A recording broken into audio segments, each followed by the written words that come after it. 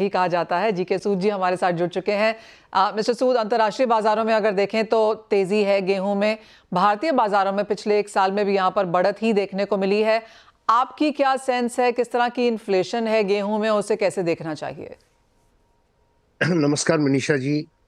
गेहूं में एक साल में 25% प्राइस की बढ़त हुई है और वो इफेक्ट कर रही है बेकरी इंडस्ट्री, मिलर्स और वो लोग जो सेफ्टी नेट के दायरे से बाहर हैं। उनमें से बहुत से लोग डिजर्विंग भी हैं, क्योंकि सेफ्टी नेट तो 2011 की सेंसस के हिसाब से बना हुआ है और पिछले 12-13 साल में और लोग जुड़ गए। तो ये तेजी इसलिए आई, बेसिकली हम सोच रहे थे कि स्टेबल होगा, क्योंकि सरकार ने अपना स्टॉक 4-4.5 मिलियन टन बढ़ा लिया है, 4% ऑफ द क्रॉप। 7.5 से 12 मिलियन टन हम देख रहे हैं एक साल से एक साल तक। तो अ, ये ना किया होता तो मेरे विचार में जो प्रोडक्शन थी वो डिमांड से मैच कर रही थी। ओके। डिमांड सरकार ने कम कर दी है। 6 मिलियन टन गेहूं की बजाय चावल इशू किया है जो एंटाइटल्ड लोग हैं उनके लिए, पीएमजीकेवाई में। वो ठीक है, उसमें कोई ऐसी बड़ी प्रॉब्लम नहीं है। तो अम, अंतर्राष्ट्रीय बाजारों में गेहूं एक्चुअली काफी फेयर और रीजनेबल प्राइस पर है। हमारा जो अम, अम, इस टाइम पर हमारी जो सीआईएफ प्राइस, जिन मार्केट से हम गेहूं लेते हैं, जैसे ब्लैक सी और रशिया, वो $270-75 में पहुंच सकता है। और ओके। ऑस्ट्रेलिया, जो कि ब्लेंडिंग में काम आता है, वो जरूर ऊपर है, 300-350 $350। तो ज्यादा से ज्यादा इंपोर्ट ब्लैक सी वगैरह से ही होती है। तो अगले साल की फसल गेहूं की अगर बात की जाए तो अभी तक उसकी डेवलपमेंट बहुत अच्छी है।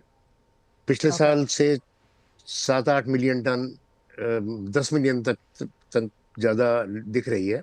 पर ये समय इस वक्त है, जनवरी के एंड में, जब ग्रेन फिलिंग स्टार्ट होती है, ग्रेन फॉर्मेशन स्टार्ट होती है, कहीं कहीं फिलिंग स्टार्ट, बहुत बड़ा देश है। तो इनमें टेम्परेचर्स ठीक रहनी चाहिए। अगर वो ठीक रही तो 115 मिलियन टन तक की हार्वेस्ट हो सकती है, और उसके सामने डिमांड 107। तो जो टाइटनेस ओपन मार्केट में है, पाइपलाइन में और गवर्नमेंट में, दोनों ही ठीक भरी जा सकती है। पर ओके। अगर ये कहीं वेदर वेदर खराब हो गई ऑन द अदर एक्सट्रीम, मतलब बीच में माइल्डली भी खराब हो सकती है, जी। तो 10 मिलियन टन तक कम हो सकती है। जो तो आप कह रहे हैं कि 105 से 115 की क्रॉप एज ऑफ नाउ हम देख रहे हैं। हाँ जी, मिस्टर सूद, जो आपने ये 25% का इजाफा गेहूं में बताया, ये भारतीय बाजारों में है और किस लेवल पर है? भारतीय बाजारों पर है। अगर ईयर ऑन ईयर देखें, सेम टाइम से लास्ट ईयर से, तो लेवल इस वक्त आमतौर पर मार्केट्स में 3250 रुपये क्विंटल के करीब है। और इसमें क्या है कि जो लोग नॉन एंटाइटल्ड हैं, वो सारा मार्केट पर डिपेंड करते हैं। जी। गेहूं में लगभग 40-45% फार्मर अपने पास रखता है, रीसोइंग के लिए और सेल्फ कंजम्पशन के लिए। जी। 25 मिलियन टन जैसे लास्ट ईयर प्रोक्योर हो गया, 26 मिलियन टन। तो ये समझिए कि 50 के करीब गया। बाकी 50 मार्केट में है, और उस 50 पर हमारी फ्लोर मिलिंग की कैपेसिटी भी 50 है। जी। 4 मिलियन सरकार ने एक्स्ट्रा रख लिया अपने पास, वापस नहीं बेचा, तो उसकी वजह से टाइटनेस है। और फ्लोर मिलर्स को माल नहीं मिल रहा। बेकरी प्रोडक्ट्स की प्राइसेस लगातार बढ़ रही हैं, और जो लोग बिल्कुल ही अदरवाइज पीएमजीकेवाई में इंटाइटल्ड होते, अगर कहीं सेंसस दोबारा हो गई होती टाइम पर, वो लोग हार्डशिप में होने में इस वक्त हैं, क्योंकि उनको इसी मार्केट पर डिपेंड करना है। जो कि तो मेरा मानना यह है कि 4-4.5 मिलियन अगर सरकार अपना स्टॉक नहीं बढ़ाती जी। तो इतना डिस्ट्रेस नहीं होना था मार्केट में। जी, इतनी तेजी हम भावों में ऑलरेडी देख चुके हैं मिस्टर सूद। अब यहाँ से आपको क्या सेंस लगती है? जैसे आपने कहा, ऑफ कोर्स मच यहाँ पर फसल के ऊपर डिपेंड करेगा, सरकार की नीतियां अब हमारे सामने हैं ही, लेकिन क्या प्राइसेस यहाँ पर रुकेंगे? क्या गवर्नमेंट की तरफ से कोई स्टेप आता हुआ देखेंगे आप? OMSS क्या यहाँ पर बढ़ाया जा सकता है? और क्या बजट से कोई एक्सपेक्टेशन है यहाँ पर? एक्चुअली अगले साल अगले महीने वेदर पर डिपेंड करता है मार्केट का सेंटिमेंट। अगर वेदर यही रही तो मार्केट स्टेबल रहेंगी, ओके। जितना बढ़ना था बढ़ चुकी हैं। और अगर वेदर में कोई एडवर्स इवेंट आ गया तो और बढ़ोतरी हो सकती है।